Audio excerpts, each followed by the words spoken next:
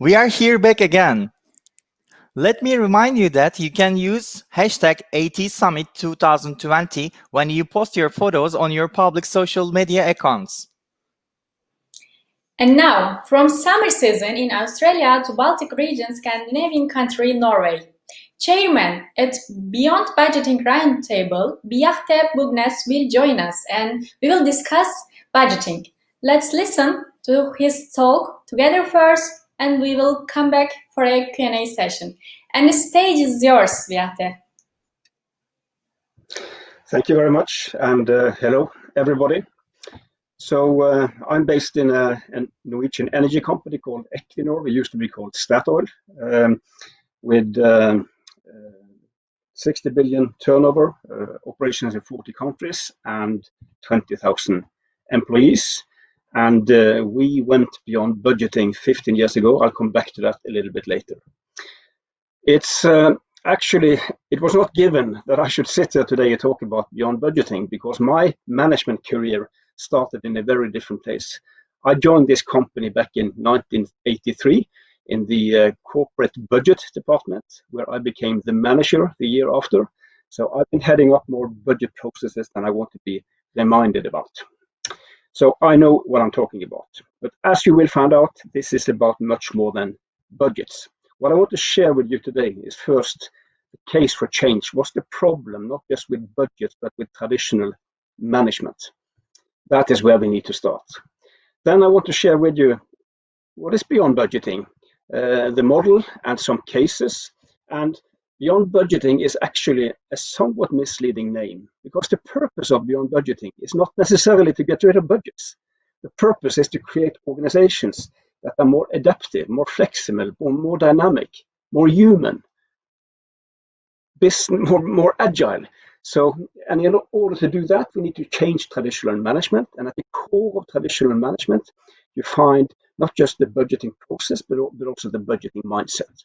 So that's where the name is coming from. But every time I say beyond budgeting, I want you to think business agility, because that is what this is about. And this is what we have been promoting for more than 20 years now. Then I want to finish off with the case of Equinor and our model that we call ambition to action.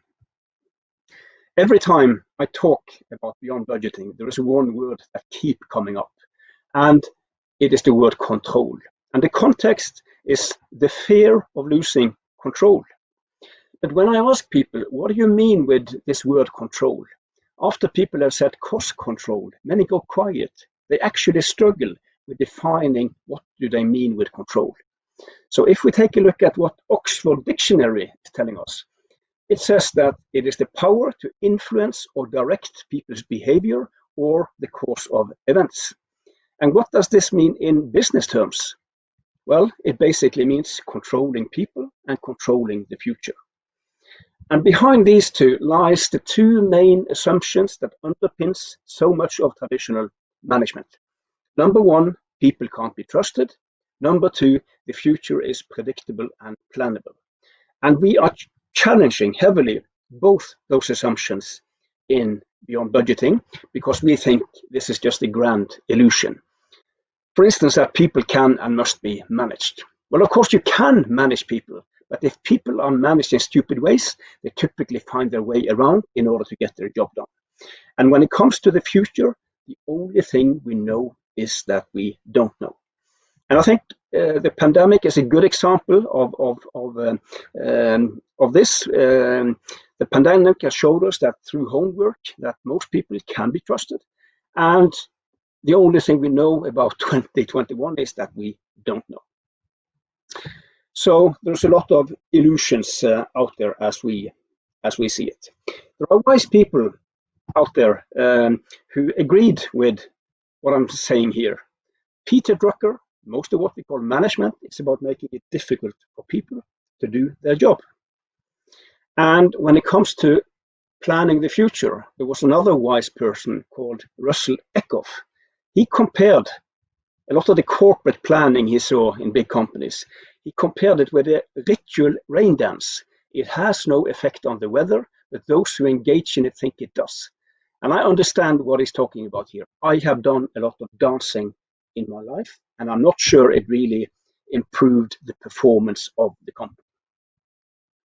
I use the word performance, and that is an important word. That is the only reason why we should go beyond budgeting, because it is good for performance defined in the right way.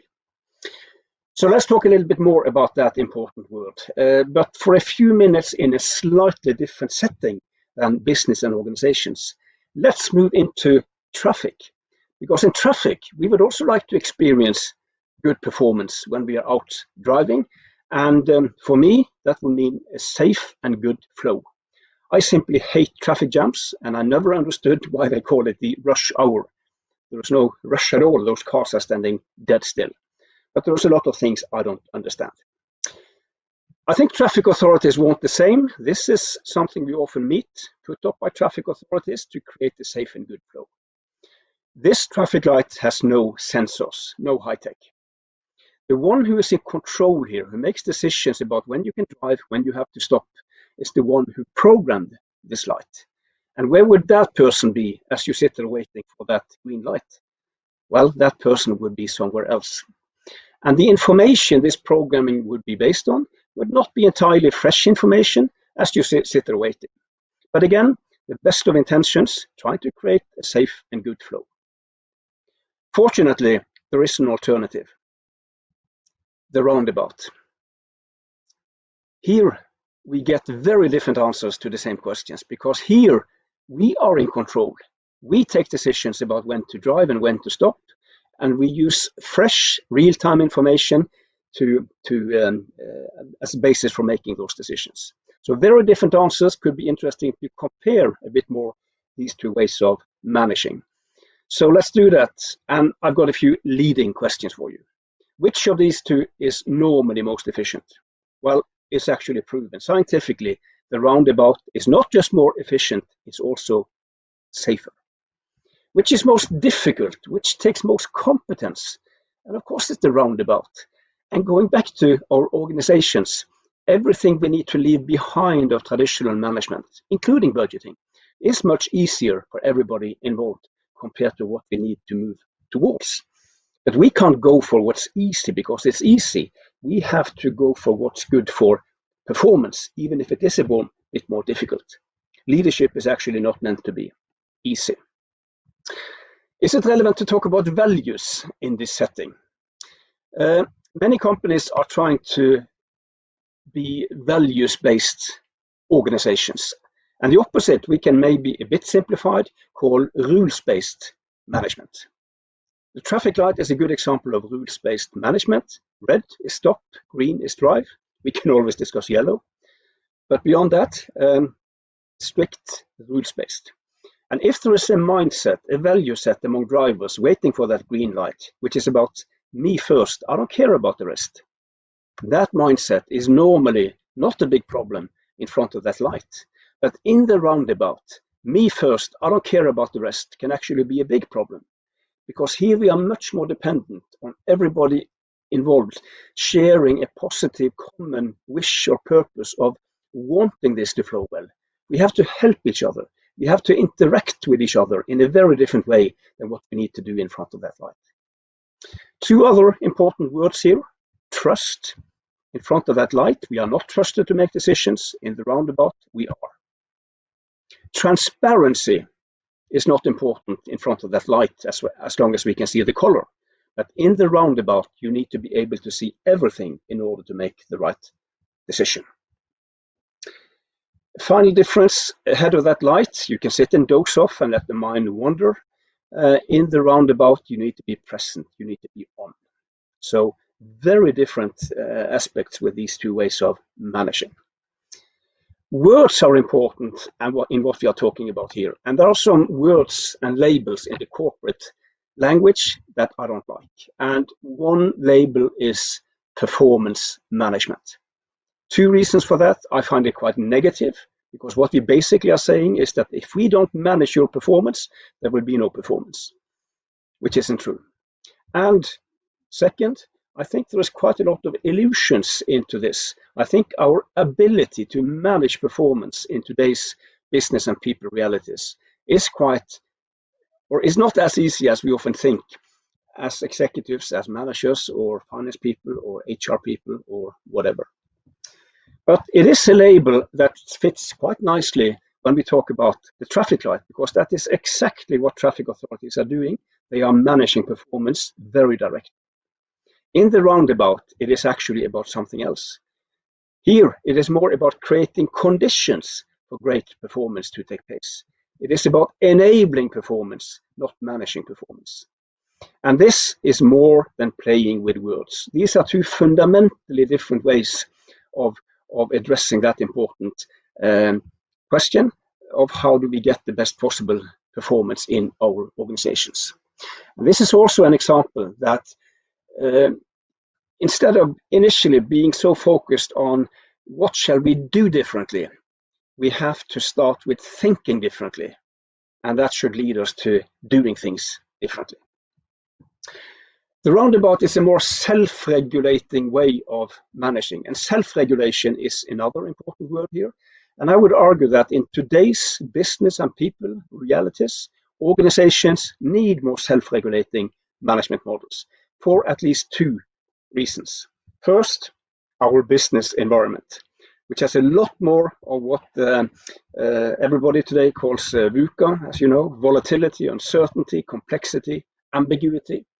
And if we take this VUCA level seriously, it must have implications for how we design our management models compared to if there is less or no VUCA out there. That should be quite obvious. The second reality we need to reflect on is not external, it's internal. It has to do with people. It has to do about asking ourselves a very simple question, namely, what kind of people do we generally believe that we have in our company? And one set of labels for that important question is what you probably have heard about, theory X and theory Y, these two opposing views on people and what motivates people. Where theory X is, as you probably know, quite a view that people in an organization is a bunch of potential thieves. And unless we manage tightly and keep short leashes, they will all run away, do a lot of stupid things, and spend money like drunken. Then you have theory Y, quite the opposite and more positive view on people. A view that most people actually want to do a good job. They want to perform. They want to be involved. They want to be listened to. They want to be treated as adults. And we don't need to agree so far on where our sympathy lies, X or Y. But it should be very easy to agree that if we mainly believe in X, our management model should look very different compared to if we mainly believe in Y. That should be quite obvious. So if we combine these two realities that we need to reflect on, it could look like this. And I would argue that traditional management lies in this lower left-hand corner, that the world is still a stable and predictable and plannable place, and that most people is on the X side. If we disagree with that,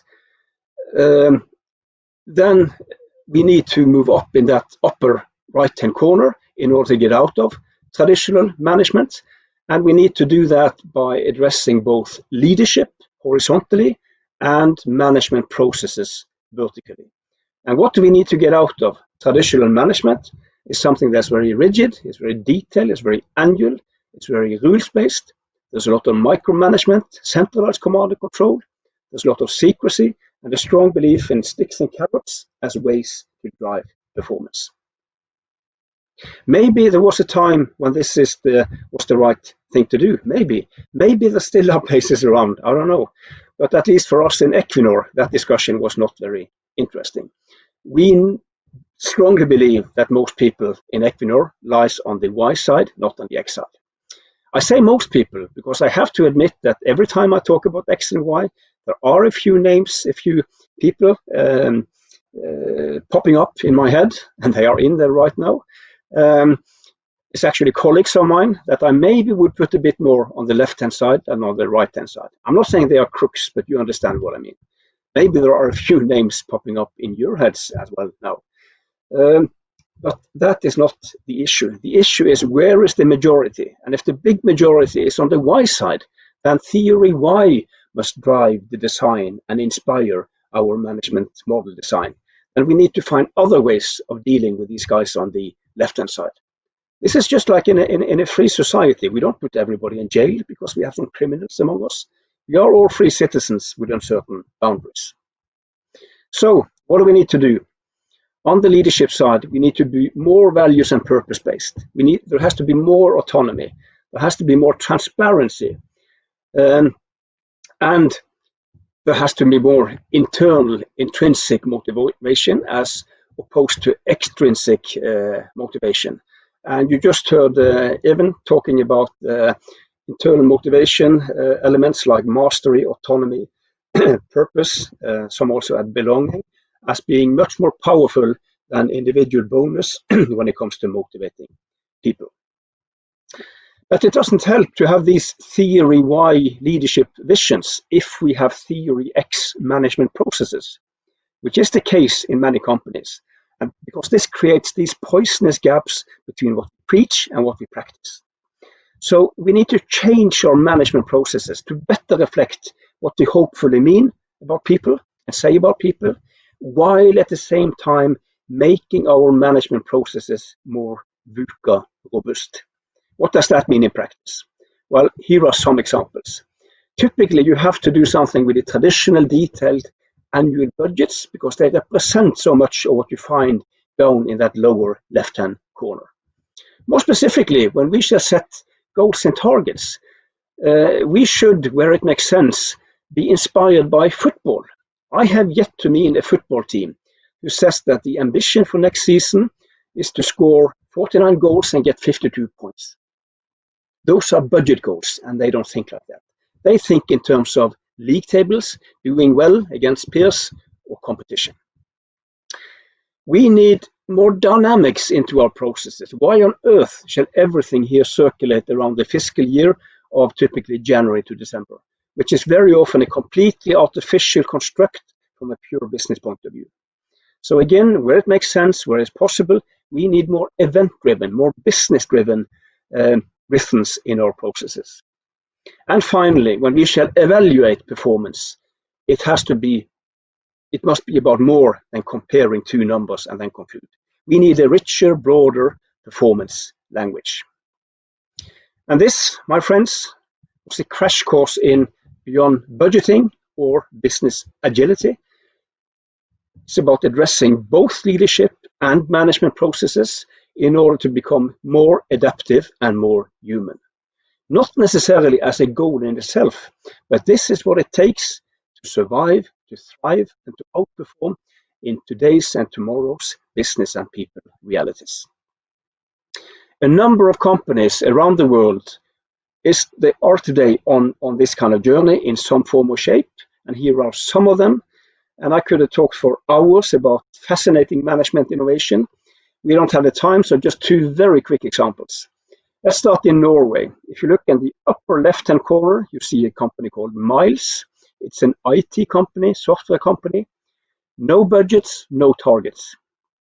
If you work for Miles, you can buy whatever PC you want, as expensive as you want, replace it as often as you want. No PC budgets. You can attend whatever training, conference, seminar you want, as often as you want, wherever in the world. No training budgets, no travel budgets. But it's not an anarchy. When you have bought that PC, when you have returned from that training, you need to post on the intranet what you did and the cost of it. So transparency is their only control mechanism, and they are very happy with it. They says it worked perfectly. A pioneer in the beyond budgeting movement is a bank. You see the bank at the top in the middle of this slide. It's a Swedish bank called Handelsbanken with 850 branches in Northern Europe. They are quite big in the UK. No budgets, no targets, no individual bonus, just a lot of great performance. All the way back to 1970 when they started out. This bank has been performing better than the average of its competitors every single year since 1972. That is how they define performance. They think football. This is among the most cost-effective universal banks in Europe, and the bank has never needed any bailout, any help from the authorities because they messed it up. It can't be a coincidence. a radically different management model compared to most banks, with a lot of autonomy, a lot of empowerment, a lot of transparency, a lot of self-regulation, and this fantastic sustained period performance over such a long period. This bank and some other companies inspired what became known as beyond budgeting in the late 90s.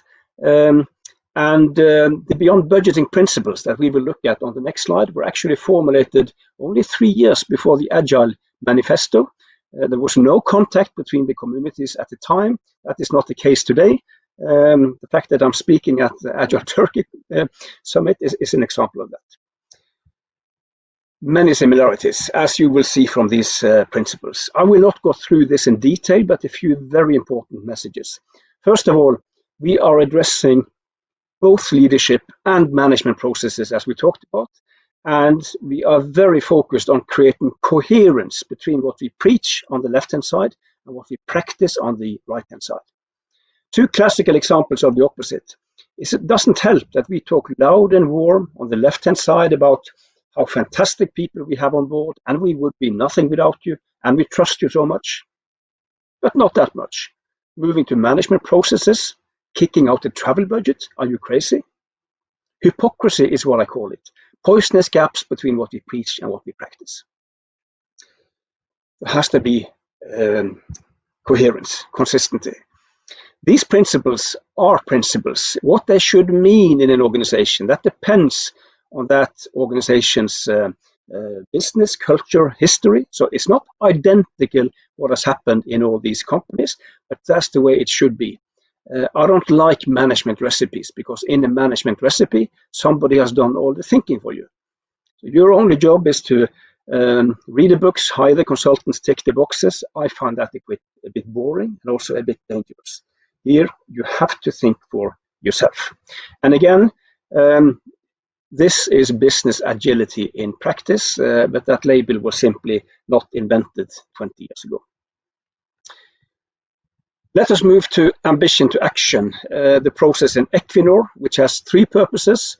It's about translating strategy and also managing risk. It's about securing this agility I've been talking about.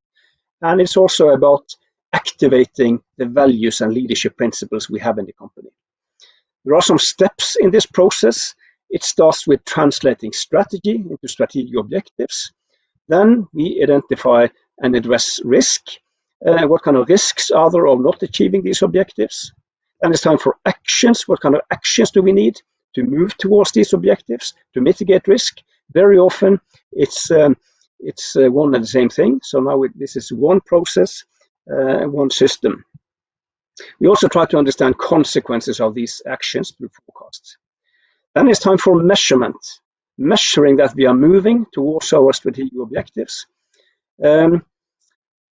But we need to remember that measurement alone moves nothing. Nothing happens just because we measure. Right? You don't lose weight simply by weighing yourself. And I know, because I've tried. And that was not a big success. Didn't help that, but my wife, she told me that, Bjarte, maybe you didn't stand there long enough. By the way, the reasons we call these indicators and not KPIs is that the I in KPI stand for indicator. They are indicating that we are moving towards those objectives, but they are not necessarily telling the full truth. They are not called KPTs, key performance truth. They are called key performance indicators, and we must never forget. Last but not least, what does this mean for you and me? And here we are straight into the HR process. And here is a very important principle for Equinor, which simply says that how we deliver is as important as what we deliver. And with how we deliver, we are talking about the values in the company, and the weighting between the two in all consequences for your career, for your pay, is 50-50. What you see here is a very integrated performance process, running very seamlessly from strategy via risk, via finance, into HR. We have worked very closely together to make this hang together, simply because it must hang together. If it doesn't, people notice, and the model loses its power. Here is an example of an ambition to action. It's a bit busy slide. It's a screenshot from the system where we keep this. And behind each red arrow are 5 perspectives, as you can see. And the thinking is that, at the bottom, we talk about finance and value. We want to create value. That will never happen unless we do well towards customers and markets. That will never happen unless we do well on internal operations. And that will never happen unless we do well on people and organization. And in our case, safety, security, and sustainability. We have today around 600 of these in the company, and let me spend a little bit of time on this one before we move towards the end here. First of all, alignment.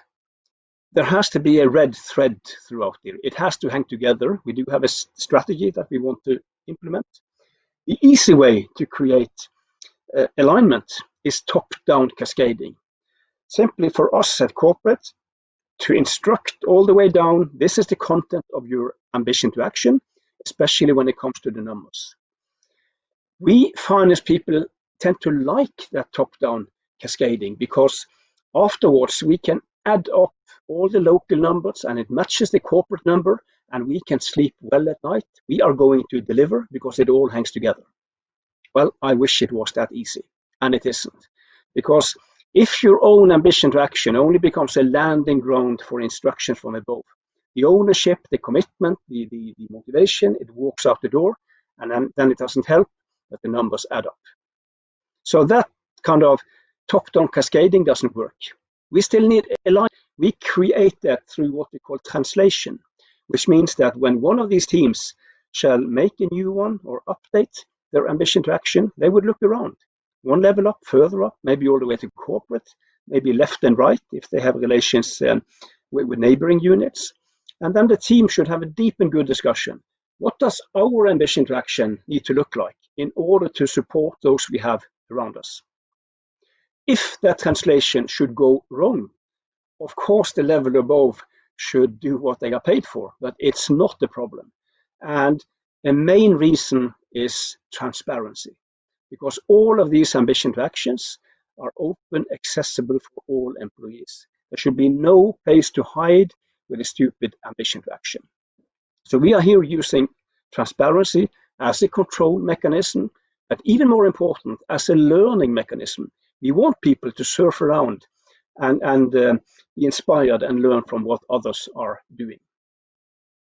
When it comes to the rhythm, then we want these ambition to actions to run on as much as possible on an event-driven, business-driven rhythm, which means that these units, they can in principle change whatever they want on their own ambition to action when there is a need for it, when things happen in their own business reality that they think justify an update. That even includes targets.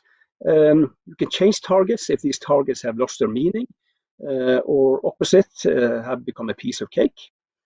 But it's not an anarchy. We have a control mechanism. Beyond the transparency, we are saying that if you want to change something that's big, you still need to have a talk with the level above. If you want to change something that's small, you just inform at a suitable time. When this was introduced, people said, great, I like this, but by the way, what is big and what is small? And there were expectations that we should define that on behalf of all these units from corporate. Impossible. So we have delegated that. Then it could be that there's somebody in one part of the organization with a different definition of big and small than others. But that is okay as long as it works both places. Back to the roundabout, to the self-regulation. We would like this to run as much as possible by itself. We would like these teams to perceive and experience ambition to action as something they have for themselves to manage their own business. If that works well, the results up there at corporate level will become as we would like them to be. It is as simple and as difficult as that. This doesn't mean that we can get out of the calendar year in all instances. There are some areas where we don't have a choice. There are some areas where the calendar year still makes sense, but when it's possible, when it makes sense, do this on an event-driven, business-driven rhythm. One example of that is resource allocation that I didn't have time to talk about. We have what we call a dynamic resource allocation, which is our version of Agile's continuous delivery. But here it is continuous delivery of decisions and resources. So we don't have annual budgets where we sit in the autumn and decide everything. We try to make decisions much more continuously. So at the right time, as close as possible to what needs to be done, and at the right level, as far out in the organization as possible. Let me finish with a very important part of this model, namely the holistic performance evaluation. And holistic here means two things. First of all, the 50-50 between what we deliver and how we deliver, as I talked about. Holistic also means that when we shall evaluate what we have delivered in business terms, that should be an evaluation towards the whole ambition to action, and not just adding up number of red and green indicators and then conclude. That doesn't work because it can't be about measurement only. You've probably heard Albert Einstein, not everything that counts can be counted, and not everything that can be counted counts. So we need to go beyond measurement before we conclude by asking some very simple questions. I see that your indicator is green, but have we really moved towards those strategic objectives? How ambitious were those targets? Should we punish somebody that stretched themselves and didn't completely make it, and do the opposite with somebody who maybe lowballed and gamed a bit and made it? Has there been significant changes in assumptions, headwind, tailwind of such a nature that it should be taken into account? And COVID-19 would be one obvious one, but it could also be other things of somewhat smaller impact. How was risks handled? And what's the sustainability of what you have delivered? And it's only when we have been through these questions that we can have a view on what kind of performance are we looking at. The purpose of this evaluation has for long been mainly development, learning and development. There is also some link to rewards, although we have been trying to weaken that pay for performance link over many years. But your merit or base pay would still be partly driven by what is coming out here. So that is what I wanted to share with you. Here are my contact details. If you want to follow me on Twitter, then that's great. I only tweet about this stuff. There are no cats and dogs and grandchildren, I promise. And if you want to follow me on LinkedIn, that's also great. And check also out the Beyond Budgeting Roundtable, which is a community of companies on this journey who are either interested or on the journey or started out many, many years ago. And this is a great place for learning from others. And also sorry about the rush. I know I've been talking fast, but it is a big story that you're supposed to squeeze into 30 minutes. If you're interested in the long version, it looks like this. I've written a book about my own story, which started actually out back in 1995 in another company called Borealis, where we kicked out the budget before there was anything called Beyond Budgeting. But here is also more about what we did at Statoil. There's a chapter about Beyond Budgeting in Agile because there are so many similarities. And I've also written much more about my implementation experience. So with those words, thank you very much. I look forward to your questions. Thank you for giving us a different perspective, Bjarte. Let's little deep dive about with our questions. And the first one is, even if the strategies are transparent by the organizations, when there are strategies coming from above, the teams can only do them as they know and cannot internalize them. What to do to internalize, and can we say that teams, I understand from what you have said, should make OKR boards? Well, first of all, on OKRs, there are some similarities between OKRs and ambition to action. A few differences also, but it is some of the same thinking. So that's a good observation. When it comes to strategy, I think that the more people participate in strategy development, the more, and if they don't, the more they are kind of explained about the rationale and thinking behind the higher likelihood of getting the necessary ownership. The other thing is that not all strategies should be born at the top. Right? I mean, we've had examples of great strategic initiatives actually coming from out in the organization and growing upwards instead of being coming the other way. Thank you. And the second question, do you think beyond budgeting principles are applicable for companies that are open to the public? Investors still evaluate stock performance and annual targets. What do you think? The answer is yes, it is just as applicable.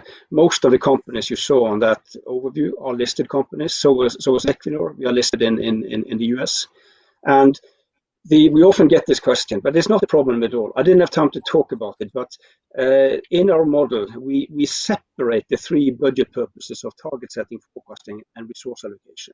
So this can be different numbers and different processes, which means that we have great internal forecasts that we can present to the outside world if it is necessary. So and it's all explained in my book, but the simple answer is that the external world, investors, banks, are never a barrier for and beyond budgeting implementation. All the challenges are internal, and most of them are sitting up here. Thank you. So here is the last one. Do you think that is it beneficial to make some kind of standard feasibility report in order to measure return on investment of, let's say, some procurement done by any specific department which is beyond budget? I'm not sure if I understood the question. Okay, I guess they're asking if it's beneficial to do some kind of standard feasibility report in order to measure return on investments. Okay, well, in general, I think that for any big thing you should do, if it is possible to calculate a business case, then you should do it. That has nothing to do with budgets, because you should, I mean, if it's possible, and if it is possible to understand the profitability of what you are doing, then try to understand it before you get started. So in general, that makes sense, and I think it is independent of whether you have budgets or not. Okay, thank you. And Are there other questions? sorry. Are there other? If there are no other questions, I just have one thing I'd like to say at the end here. Okay. So, what I have been talking about today, it will happen. I don't care if it will be called beyond budgeting or business agility or whatever, but it will happen. And I'm convinced that when we, in 20 years' time, look back at what was traditional management in 2020, we will smile, maybe even have a laugh. Just like we today smile about the days before the internet. And how long is that? And as organizations, we can choose to be early movers, vanguards, getting competitive advantage out of being an early mover. Or we can choose to be dragged into this as one of the last ones. I know what I would have chosen. Thank you very much. Thank you again. And thank you for your time, and hope to see you again. Have a nice Saturday. Same to you. Thank you for the invitation.